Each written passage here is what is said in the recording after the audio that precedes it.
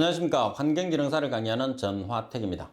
이번 시간에는 여러분들과 2011년 1회 환경기능사 최근 관연도 문제 풀이를 하도록 하겠습니다. 먼저 1번. 보기에서 설명하는 대기오염 물질은, 자, 여기서 대기오염 물질을 찾는 거죠. 자동차 등에서 배출된 질소산화물과 탄화수소가 광화학 반응을 한다고 그랬어요. 과정에서 생성되며 가죽제품이나 고무제품의 각질화를 시킨다. 대기환경보전법상 대기 중에서 농도가 일정 기준을 초과하며 경보를 발효한다고 그랬어요. 그래서 고무제품에 가장 크게 영향을 주고 경보 대상 물질. 자, 어떤 물질에 해당하는 거죠? 오존에 해당하는 겁니다. 그래서 오존 같은 경우에서는 우리가 광화학 스모그를 일으켰을 때 2차성 물질로서 가장 기준이 되는 물질이라고 알고 계시면 됩니다. 그리고 문제 2번에 보시게 되면 유해가스의 처리에 사용되는 충전탑이라고 있어요. 충전탑의 내부에 채워있는 충진물이 갖추어야 할 조건으로 옳지 않은 것은, 자, 여러분들 충전탑이라고 하면 어떻게 생긴 게 충전탑이 되는 거죠? 자, 여기서 연소실이 있습니다. 연소실에서 연료가 연소를 해서 가스가 이렇게 올라가죠. 그럼 이 가스를 제거하기 위해서 여기서 충전재를 집어넣어요. 그러면 충전재가 5개의 종류가 있는데 여러분들 가득 차게 충전재를 이렇게 집어넣습니다. 그러면 가스가 이렇게 올라가서 여기에서 뭐를 뿌려줘요? 물을 뿌려줘서 제거되고, 제거되지 않은 가스는 그대로 빠져나가죠. 그리고 세정액은 아래쪽으로 이렇게 빠지는 형식. 이걸 우리가 충전탑이라고 그래요. 그리고 충전재가 자꾸 빠지기 때문에 충전대를 지지할 수 있는 충전대의 지지대를 이렇게 설치를 하는 거죠. 자, 가번에 공급률이 커야 한다. 여기서 공급률이 커야 한다는 것은 충진재 내부에 구멍이 커야 된다는 그런 뜻입니다. 그리고 단위 용적에 대해서 표면적이 작아야 한다. 표면적이 커야지 가스를 많이 제거할 수 있습니다. 그리고 마찰 저항이 작아야 한다. 그리고 충전 밀도가 커야 한다. 충전 밀도라는 것은 여러분들이 꽉 채워야 한다는 그런 뜻이겠죠. 그리고 저항이나 압력 손실이나 이런 무조건 손실에 관계되는 것들은 무조건 작아야 되겠죠. 자, 따라서 바르게 틀린 설명은 정답이 되는 것은 나번이 정답이 되는 거죠. 자, 그리고 3번 문제를 보겠습니다. 연소 조절에 의한 NOx 발생. 여기서 NOx가 질소산화물입니다. NOx 발생의 억제 방법으로 옳지 않은 것은, 여러분들 질소산화물의 억제 방법은 두 가지를 우리가 기억을 하자고 그랬어요. 그죠? 자, 그러면 어떤 경우? 온도적인 측면. 자, 그리고 과잉 공기 공급. 자, 그러면 어떤 경우에서 질소산화물이 많이 나오죠? 고온연소. 그리고 과잉 공기량이 많이 공급됐을 때. 그러면 질소산화물이 줄으려고 하면 온도 낮게, 과잉 공급 작게. 그래서 작게. 그러면 질소산화물이 줄어드는 거죠. 그래서 이 두 가지를 핵심을 보는 거예요. 자, 그럼 먼저 공기가 나와 있으니까 나번에 보면 과잉 공기를 삭감한다고 그랬어요. 줄인다는 말이 맞습니다. 자, 그리고 고온 영역을 만들어 연소 효율을 높인다고 그래서 온도적인 측면에서 고온 영역이라고 했어요. 그래서 고온 영역이 들어가게 되면 질소산화물이 많이 나오죠. 따라서 바로 정답은 라번이 됩니다. 자, 이렇게 여러분들이 꼭 기억을 해 주셔야 돼요. 자, 그리고 이거 외에도 2단 연소를 실시한다. 2단 연소라는 것은 1단계 연소에서 1차 공기를 주입하고 2단계 연소에서 2차 공기를 주입해서 두 개의 단계로 나눠서 연소를 시키게 되면 연소 온도를 낮출 수가 있어요. 따라서 질소산화물을 줄이는 방법입니다. 그리고 배기가스를 재순환시키는 방법. 따라서 정답은 라번입니다. 꼭 기억을 하셔야 돼요. 시험에서 상당히 중요한 문제입니다. 그리고 4번 문제 보시게 되면 다음 중에서 냉장고의 냉매와 스프레이용의 분사제 등의 CFC. 여기서 CFC라는 것이 어떤 물질이 될까요? CFC라는 것은 풀이에도 나와 있는 것처럼 프리온 가스입니다. 그래서 염화, 불화, 탄소를 프리온 가스라고 합니다. 오존층 파괴 물질이죠. CFC 화학 물질이 대기에 미치는 가장 주된 오염 현상은, 여기서 가장 주된 오염 현상이라보다는 가장 큰 특징은 오존층을 파괴하는 문제점을 가지고 있는 물질이다. 이렇게 보시면 되겠죠. 그리고 5번에 보시게 되면 다음 중에서 물에 대한 용해도가 가장 큰 기체는, 물에 대한 용해도가 가장 크다고 이야기하는 것은 물에 가장 잘 녹는 물질이라는 뜻입니다. 자, 따라서 팁에 있는 것처럼 물에 가장 잘 녹는 기체가 HCl, 염화수소입니다. 그리고 HF, 불화수소, 그리고 NH3, 암모니아 순서가 되니까 정답은 답번이 됩니다. 그리고 16번 문제를 보시게 되면 CH4가 90%, CO2가 6%, O2가 4%. CH4는 메탄가스입니다. 그리고 CO2는 이산화탄소, O2는 산소가 되겠죠.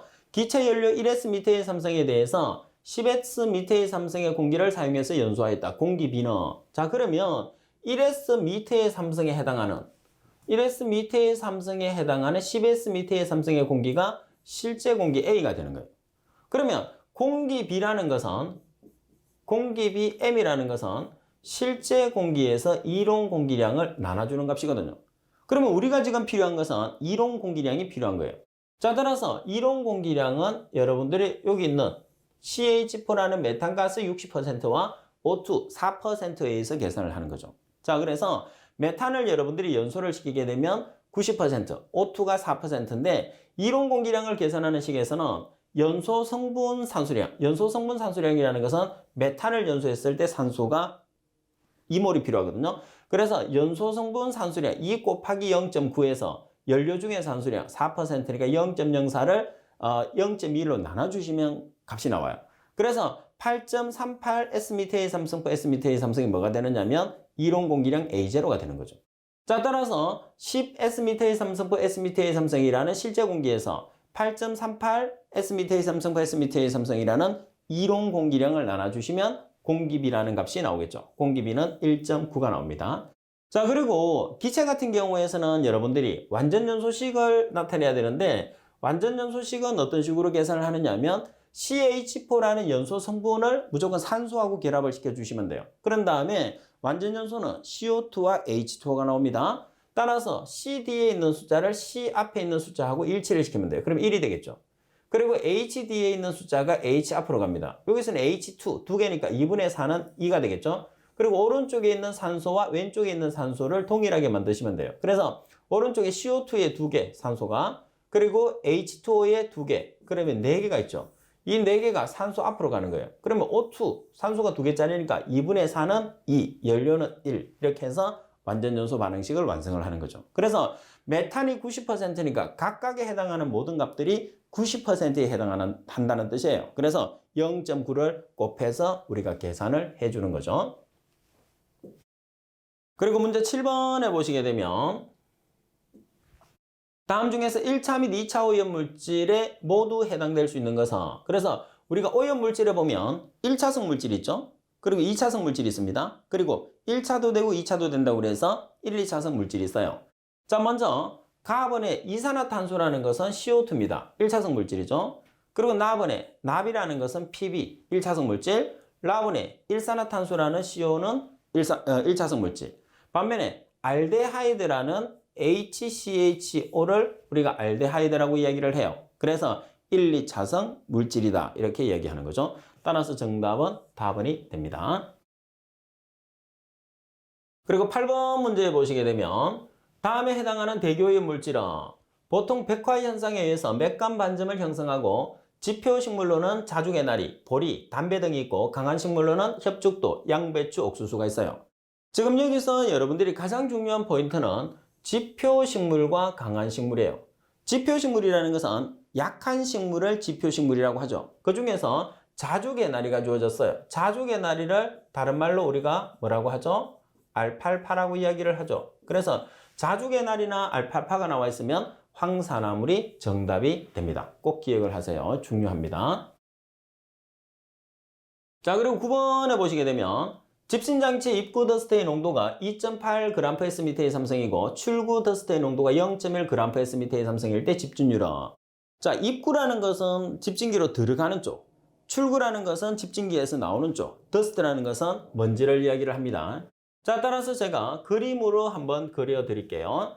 여러분들 집진기가 이렇게 있습니다. 그러면 집진기로 들어가는 또는 집진기로 나오는 농도가 있는데 여기서 들어가는 입구 농도를 CI라고 표기하고 나오는 출구 농도를 C0로 표기했을 때 CI라는 값이 여기에 있는 거죠. CI가 지금 얼마냐면 2.8g/S미터의 삼성. 그리고 출구 농도가 여기에 위치하는 거죠. 출구 농도는 0.1입니다. 0.1g/sm의 삼성이에요. 그러면 제거된 값은 어디 있어요? 제거된 값은 여기 있죠. 집진율이니까. 그래서 2.8 마이너스 0.1만큼 제거됐다는 소리입니다. 그러면 이 제거된 값을 퍼센트로 나타내면 어떻게 하느냐? 처음의 값으로 한 번 더 나눠주시면 돼요. 그럼 처음의 값이 얼마죠? 2.8. 그래서 곱하기 100을 하셔도 됩니다. 자, 따라서 식으로 나타내면 이렇게 예쁘게 식으로 표현을 할 수 있겠지만 문제를 풀었을 때는 이런 식으로 개통도를 이용을 하게 되면 훨씬 여러분들이 쉽게 문제를 풀 수 있어요. 그럼 항상 우리가 집진율을 계산했을 때는 왜 1-1에서 빼주느냐? 여러분들 여기 보시게 되면 자, 제가 식을 이렇게 정리를 하시면 이렇게 한번 적을 수 있고 이렇게 그리고 이렇게 한번 적을 수 있거든요. 그럼 이렇게 적으면 2.8 나누기 2.8이니까 얼마가 되는 거죠? 1이 되는 거예요. 그래서 결론은 여러분들 이 식과 동일한 식이 된다는 거예요. 그리고 10번 문제를 보시게 되면 사이클론의 집진 효율 향상 조건으로 옳지 않은 것은 자, 여기서 여러분들 사이클론이 나왔습니다. 사이클론은 어떤 집진기의 종류가 될까요? 사이클은 원심력 집진기의 종류가 된다는 걸 먼저 기억을 해야 됩니다. 원심력 집진기는 사이클론. 자, 먼저 카본에 보시면 일정 한계 내에서 입구 가스의 속도를 빠르게 한다고 그랬어요. 입구 가스의 속도를 빠르게 해야지만이 원심력에 적용을 받겠죠. 그리고 배기관의 지름을 크게 한다고 그랬어요. 무조건 지름은 어떻게? 원심력이든 관성력이든 작게. 그리고 고농도일 때는 병렬, 그리고 접착성 분진이 있을 때는 직렬, 그리고 블로다운 효과를 이용할 수 있다고 그랬어요. 그래서 사이클론은 효율 향상책은 무조건 블로다운. 따라서 정답은 나번이 되겠죠. 그리고 11번으로 가겠습니다. 11번에 보면 유해가스 측정을 위한 시료 채취 장치가 순서대로 바르게 나열된 것을 찾으시오 그랬어요. 자, 그러면 여러분들이 나타냈을 때 가장 왼쪽에서 시작하는 게 굴뚝에서 시작하는데 굴뚝에 시료 채취관을 꼽는 거예요. 자, 예를 들어서 어떤 식으로 설치를 하느냐면 이렇게 굴뚝이 있습니다. 굴뚝이 있으면 여기에 시료 채취관을 이렇게 꼽아요. 그러면 항상 굴뚝에서 시작하든지 시료 채취관에서 시작하든지 두 개 중에 하나입니다. 그러면 굴뚝과 시료 채취관이 있는 것을 제외한 나머지를 지우세요. 그러면 나번은 답이 될 수가 없죠. 그리고 라번도 답이 될 수 없어요. 그러면 가번과 다번 중에서 여러분들이 답이 되고 그리고 가장 오른쪽에는 뭐가 있어야 되느냐면 가스미터가 부착이 돼 있어야 돼요. 이 가스미터를 통해서 우리가 가스의 온도와 압력을 측정하는 거거든요. 그래서 가장 오른쪽에 가스미터. 그래서 답번도 아니에요. 그래서 정답은 가번이 정답이 된다는 걸 찾으실 수 있습니다. 전체적으로 여러분들이 다 나열이 되게 되면 다 기억을 하면 좋겠지만 실제로 그렇게 기억하기가 상당히 힘들거든요. 그래서 핵심 부분, 답을 찾는 핵심 부분을 찾는 거죠. 자, 그리고 시료 채취관 다음에 뭐를 설치를 하느냐면 여과제를 설치를 합니다. 여과제를 설치하는 이유는 먼지를 제거하기 위해서 여과제를 설치를 해요. 자, 여과제를 설치하고 그리고 우리가 채취를 하기 위해서 바이패스병과 흡수병이라는 것을 우리가 설치를 하게 되는 거죠. 이런 식으로. 그리고 건조제가 들어가고 펌프가 들어가고 가스미터 순서로 이런 식으로 마지막으로 나오는 거죠. 그래서 여러분들 순서상으로 나타냈을 때는 개통도를 잠깐 기억을 하시는 것도 괜찮지만은 맨 앞에 있는 거와 맨 마지막에 위치하는 것을 먼저 기억을 해야지 답을 찾기가 용이하다는 거예요. 그리고 12번 문제를 보시게 되면 여과식 집진장치에서 지름이 0.3m, 길이가 3m의 원통형 여과포 18개를 사용해서 유량이 30m의 삼성퍼미니츠의 가스를 처리할 경우에 여과포의 표면의 여과 속도는 얼마가 되느냐고 그랬어요.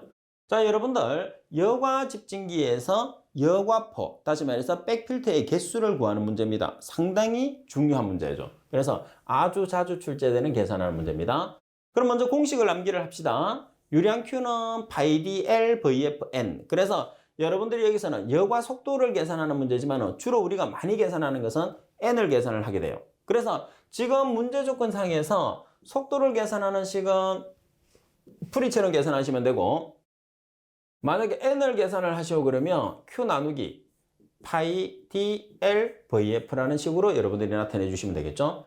자, 여기서 조심할 게 있어요. 뭐를 조심을 해야 되나요? 여러분들이 조심할 것은 Q가 가지고 있는 시간 단위와 VF가 가지고 있는 시간 단위가 일치를 해야 된다는 겁니다. 그래서 조심을 하셔야 돼요. 자, 먼저 여러분들 대입을 해보겠습니다. 대입을 해보시게 되면 자, 먼저 Q라는 값이 얼마죠? Q라는 값이 30m의 삼성 범위니처입니다. 나누기 파이 곱하기 D라는 직경이 0.3m, 길이가 3m, 그리고 N이라는 여과포의 개수가 18개. 자, 그리고 지금 V라는 속도의 단위를 정답에서 분으로 계산을 하라고 그래요. 시간을. 미터 퍼 분으로 계산하라고 하니까 여기서 있는 Q의 시간 단위를 여러분들이 보정할 필요가 없죠. 바로 계산기로 계산하시면 0.59 미터 퍼 미니처라는 값이 나오게 됩니다. 그리고 13번 문제를 보시게 되면 다음 중에서 유체의 흐름을 판별하는 레이놀드 수를 나타내는 식은 우리가 여기서 유체의 흐름을 판단을 한다고 그랬는데 유체의 흐름을 판단하는 레이놀드 수는 청류와 난류를 판단하는 기준이 되는 거죠. 그러면 지금 레이놀드 수를 계산하는 식에서 청류라는 것은 2100보다 작은 값을 청류라고 해요. 반면에 난류라는 것은 4000보다 큰 값을 난류라고 합니다. 이 내용도 기억을 해 주셔야 돼요. 그러면 레이놀드 수를 계산했을 때는 어떻게 계산하느냐면 관성력에서 점성력을 나눠주는 값이에요. 그래서 관성력이라는 것은 dV로 직경 곱하기 속도 곱하기 밀도가 되는 거고 점성력이라는 것은 말 그대로 점성력을 이야기하는 거죠. 따라서 13번의 정답은 점성력 나누기, 관성력 나누기 점성력이 되니까 나번이 정답이 되겠죠. 그리고 14번에 보면 아황산가스의 대기 환경 중의 기준치가 0.06 ppm이라면 마이크로그램 per S의 삼성으로 얼마냐고 그랬어요. 그러면 여러분들이 여기서 ppm이라는 단위는 지금 자, ppm의 단위를 여러분들이 보시게 되면 ppm의 단위라는 게 어떤 값이냐면 ml per S의 삼성의 값을 단위를 ppm이라고 봐요. 그럼 우리가 계산을 했을 때 마이크로그램 per S의 삼성을 계산하니까 왼쪽에 두고 0.06 ppm을 ml per S의 삼성을 대입하는 거죠. 자, 그러면서 여러분들 SO2 항상 ppm이 나오면 1몰을 기준으로 했을 때 분자량은 mg 그리고 그때의 최적은 22.4ml를 쓰시면 돼요. 그래서 항상 이 두 가지가 한 쌍으로 움직인다고 생각하시면 됩니다. 그리고 분자량을 계산했을 때 원자량과 원자량을 더하는 거죠. S의 원자량이 32, O의 원자량이 16짜리가 두 개 있으니까 64라는 분자량이 나오는 거죠. 그래서 밀리리터가 위에 있으니까 밀리리터를 없애기 위해서 22.4ml가 아래쪽에 분자량 64mg 위쪽에 가는 거예요. 그러면 밀리리터가 없어지는 거죠. 그리고 정답에서 요구하는 마이크로그램으로 계산하기 위해서 미리그램을 마이크로그램으로 고쳐요. 그러면 1mg은 10의 3성 마이크로그램. 그래서 미리그램과 미리그램이 없어지면서 마이크로그램 퍼 S의 삼성이라는 단위가 나오게 됩니다. 자, 그래서 이 문제에서 여러분들이 반드시 기억을 해야 되는 것은 2번과 3번, 팁의 2번과 3번이에요. 그래서 ppm이 나오게 되면 ppm의 단위는 ml per S의 삼성이라는 거. 그리고 1몰을 기준으로 했을 때 우리가 지금은 아황산가스니까 SO2라는 아황산가스 1몰을 기준으로 했을 때 우리가 ppm이 나오면 분자량은 mg, 그때의 최적은 22.4ml를 기준으로 해서 문제를 푼다는 것을 기억을 해주시면 됩니다. 그리고 15번 문제 보시면 보기와 같이 정의되는 입자의 직경에 해당하는 문제입니다. 측정하고자 하는 입자와 동일한 침강 속도를 가지면 밀도가 1g/cm의 삼성의 구형 입자의 직경을 말한다고 그랬어요. 그래서 가장 키포인트는 1g/cm의 삼성이라는 동일한 밀도를 가지고 있다는 거죠. 그래서 공기역학적 직경에 대한 설명이 됩니다. 그리고 16번에 보면 다음 중에서 살수여상법으로 폐수를 처리할 때 유지해야 될 주의점이 아닌 것은 자, 먼저 살수여상법이라고 하면 여러분들 부착성장식이죠. 부착성장식은 살수여상법 외에도 하나가 더 있어요. 그죠? 어떤 방법이 있어요? 회전음판법도 부착성장식이죠. 반면에 부유성장식은 활성설러지법이 됩니다. 자, 그러면 가번에 보시면 설러지 평화. 여기서 설러지 평화라는 것은 풀이에도 나와 있는 것처럼 설러지 평화는 펀지가 많이 증식하고 있는 상태죠. 펀지가 뭐죠? 펀지가 곰팡이가 됩니다. 곰팡이. 그래서 활성설러지법에서 곰팡이가 많이 정식하고 있는 상태를 설러집 팽화. 다시 말해서 활성설러집법에서의 문제점이 되겠죠. 나번에 여상의 폐쇄나 다번에 생물막의 탈락, 나번에 파리의 발생은 살수여상법에 해당하는 특징이에요. 살수여상법은 이 외에도 또 뭐가 있어요? 연모타 현상이 있죠. 연모타 현상이 있을 수 있고, 그리고 결빙이 나타날 수 있어요. 외부에서 처리하기 때문에 동절기 같은 경우에서는 이제 얼수가 있는 거죠. 자, 따라서 16번에는 가번이 정답이 되겠고, 그리고 17번 문제로 가겠습니다. 17번에 보시게 되면 CR6 플러스, CR6 플러스를 우리가 뭐라고 그러죠? 6 플러스니까 육가 크롬이라고 이야기를 합니다. 육가 크롬 함유 폐수 처리법으로 가장 적합한 것은, 그러면 육가 크롬이라는 것은 독성이 상당히 강한 물질이에요. 그래서 독성이 없는 삼가 크롬으로 먼저 바꿔주는 거죠. 그럼 보시다시피 육가 크롬을 삼가 크롬으로 바꿔줘요. 그럼 6 플러스가 3 플러스가 되는 거죠. 그러면 어떤 물질을 주입하는 거죠? 환원제를 주입을 해서 삼가 크롬으로 만들어요. 그런 다음에 침전을 시키죠. 어떻게? 수산화물을 주입해서 OH를 집어넣어서 크롬이 3가니까 OH가 3개가 들어가는 거죠. 따라서 침전을 시켜요. 여러분들 시험에서는 방법도 중요하고, 그 다음 처리법도 중요하고, 그리고 환원제도 상당히 자주 나오죠. 이 세 가지는 꼭 여러분들이 세트로 기억을 해야 돼요. 자, 먼저 환원제는 SO2, Na2SO3, FeSO4, NaHSO3. 자, 꼭 기억을 해야 되는 첫 번째입니다. 자, 그 다음 두 번째는 여러분들 어떤 방법의 처리법이 뭐냐? 보시다시피 육가크롬은 환원을 시켜서 침전을 시키는 거예요. 그래서 처리법은, 자, 이게 우리가 알아놔야 되는 첫 번째. 자, 두 번째는 여러분들 처리법은 여기 나와 있네요. 환원 침전법. 환원을 시켜서 처리한다고 해서 환원 침전법.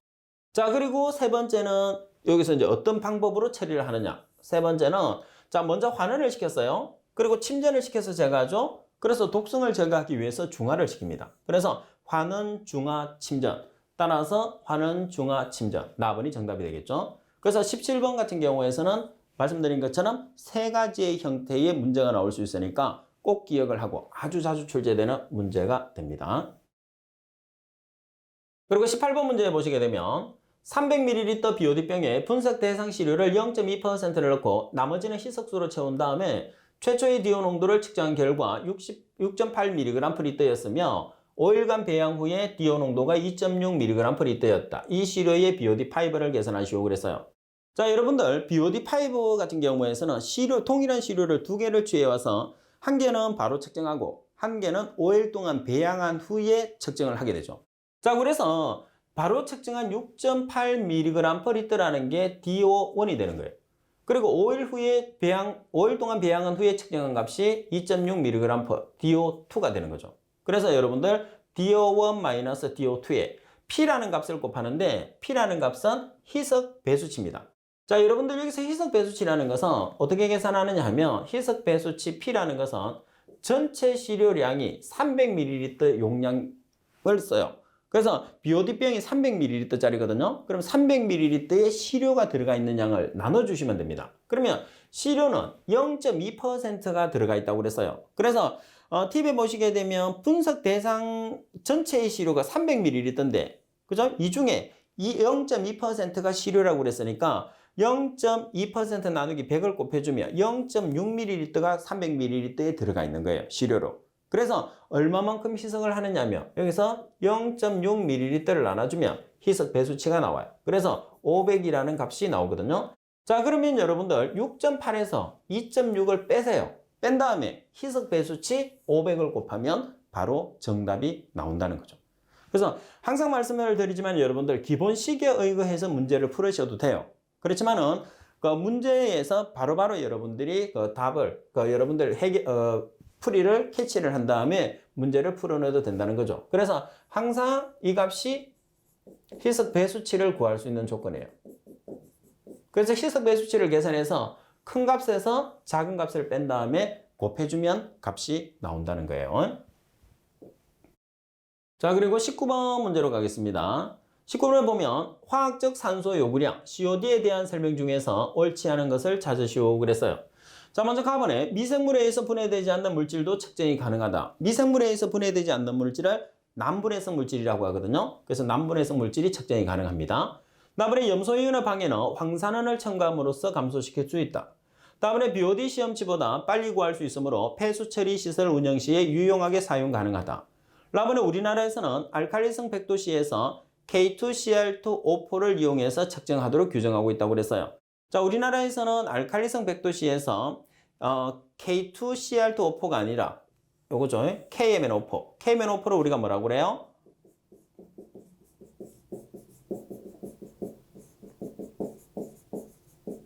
과망간산 칼륨이라고 그래요. 그래서 과망간산 칼륨을 이용해서 측정하도록 규정하고 있습니다. 따라서 라번이 정답이 되겠죠.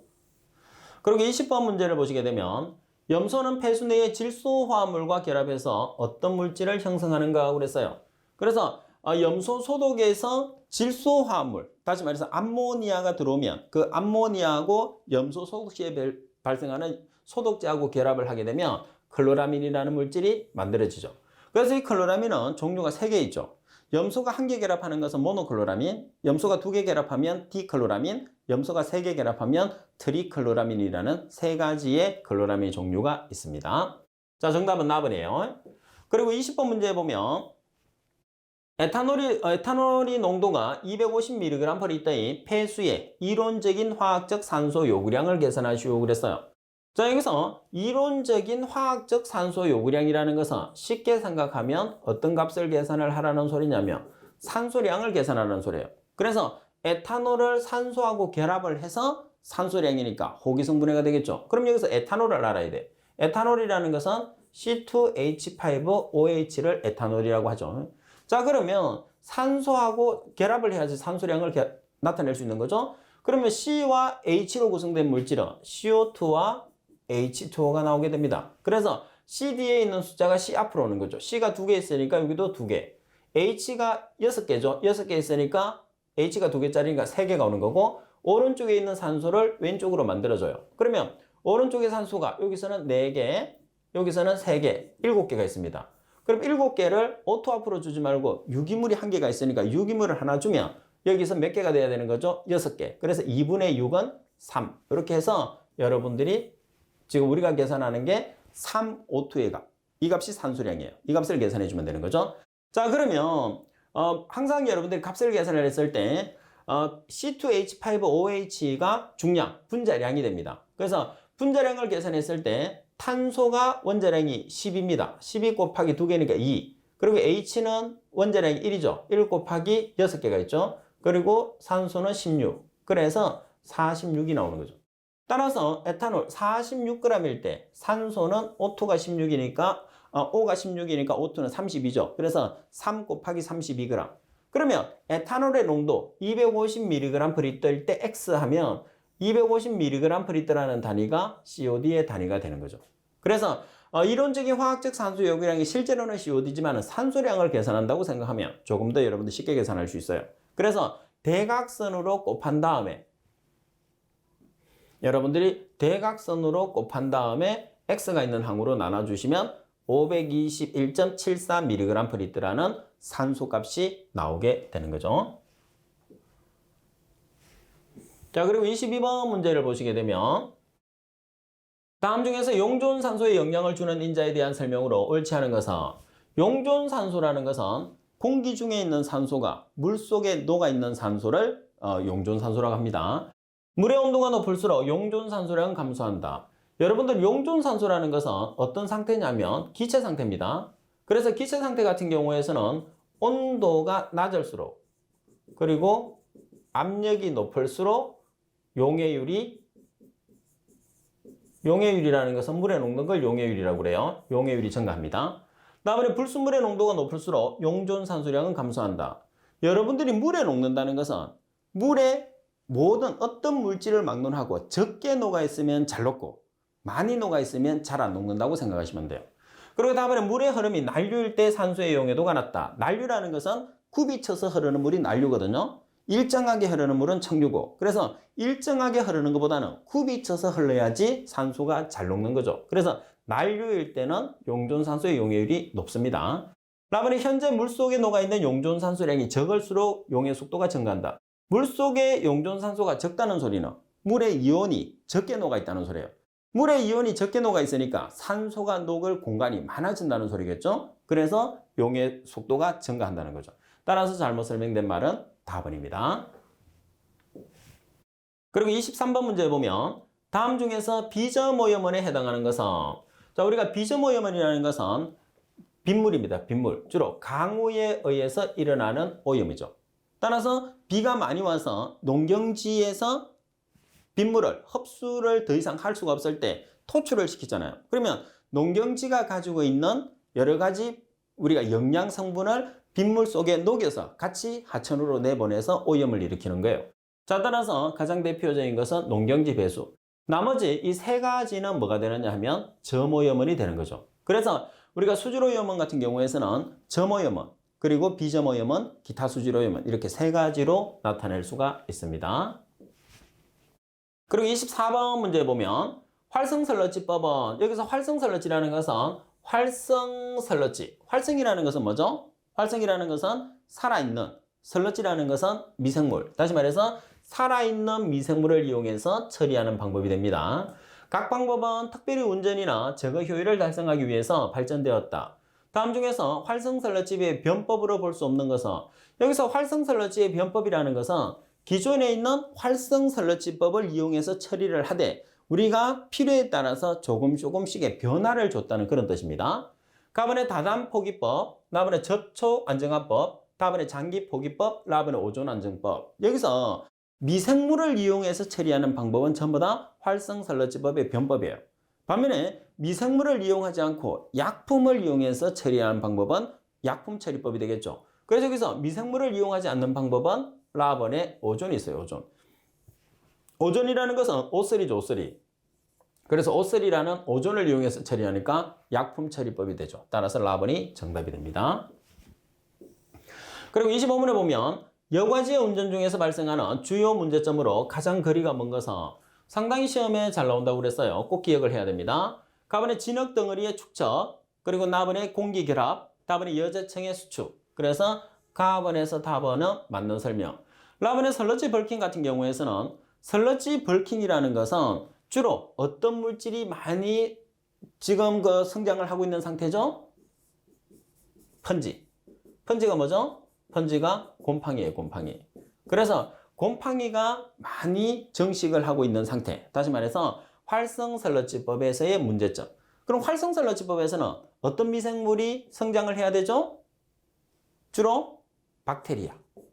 그래서 정상 상태에서는 박테리아가 성장을 하는 거고, 반면에 비정상 상태가 되면 곰팡이가 성장하는 거예요.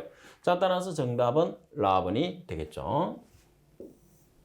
그리고 26번 문제 보면 234ppm의 NaCl 용액의 농도는 몇 m이냐? m이라는 것은 몰입니다. 몰. 그래서 m이라는 것은 몰을 나타내는 거예요.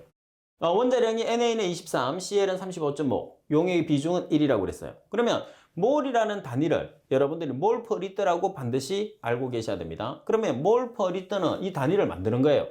자, ppm이라는 것은 단위를 여러분들이 수질에서 ppm의 단위는 mg per 리터, 대기에서는 ml per s미터의 삼성, 헷갈리시면 안 돼요. 그래서 234mg per 리터를 몰 퍼 리터로 바꿔주는 거예요. 그러면 몰이라는 개념은 여러분들이 꼭 기억을 해야 되는 1몰이라는 개념은 분자량 g이에요. 그래서 mg을 g으로 고쳐주기 위해서 1g은 10의 3승 mg.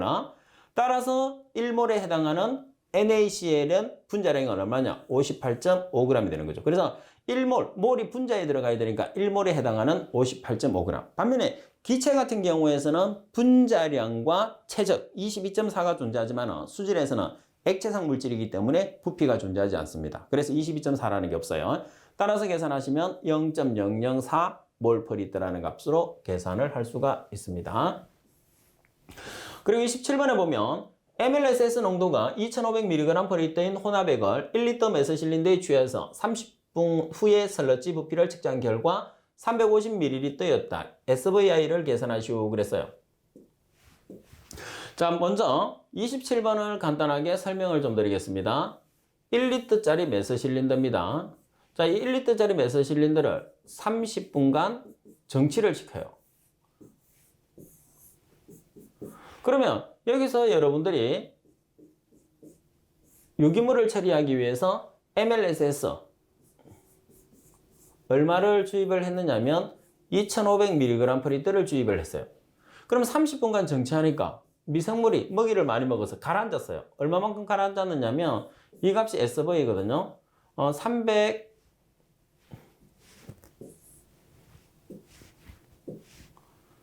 350ml/L가 가라앉은 거죠.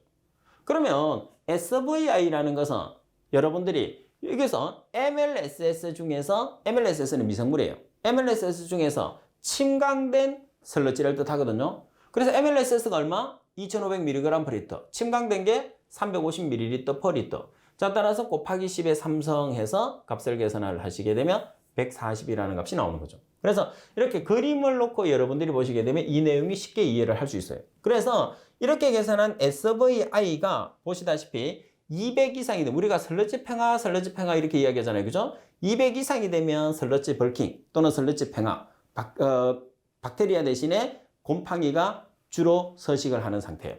자, 반면에 50에서 150이 되면 정상 상태다. 이렇게 우리가 나타낼 수가 있습니다.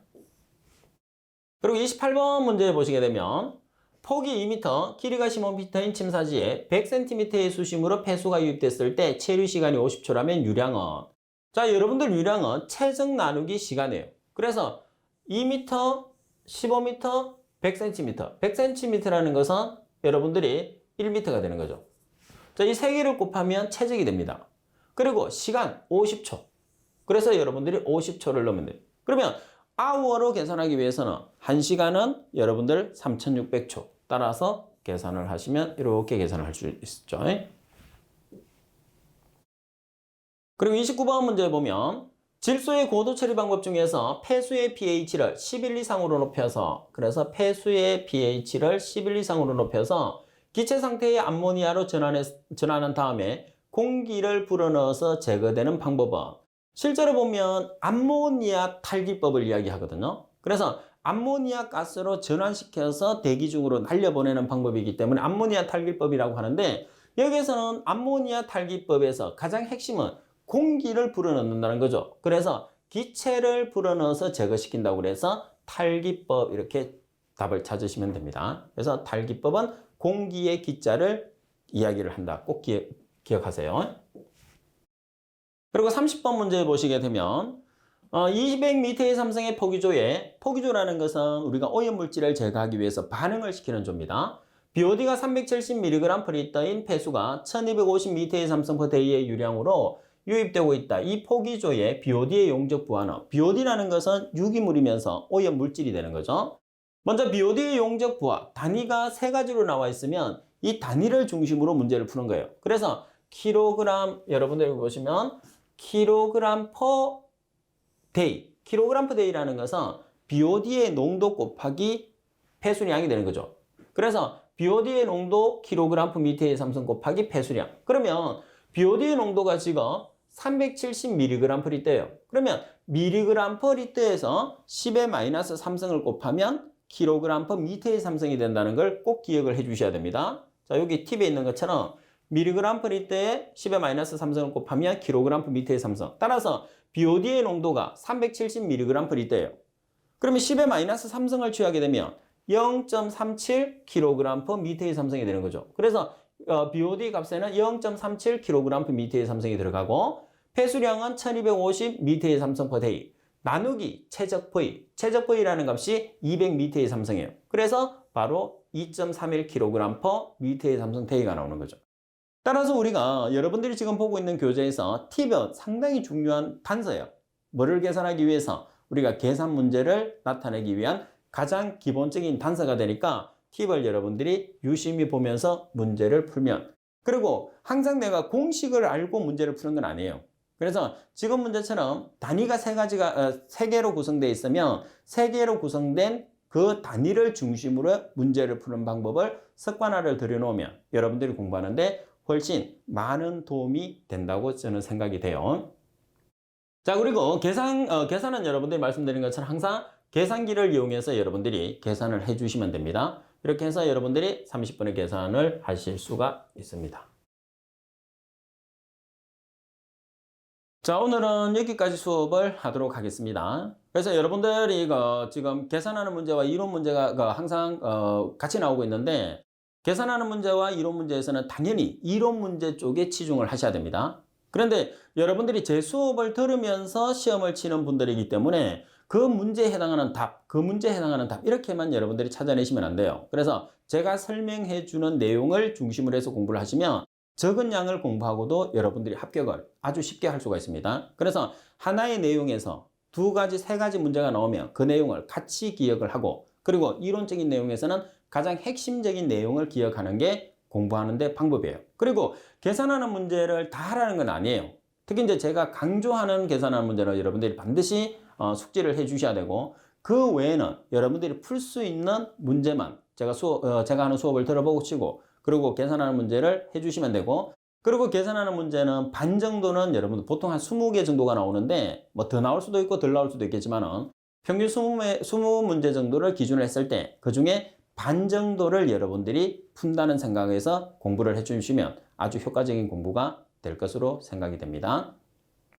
자, 오늘 수업은 이것으로 마치도록 하겠습니다. 수고하셨습니다.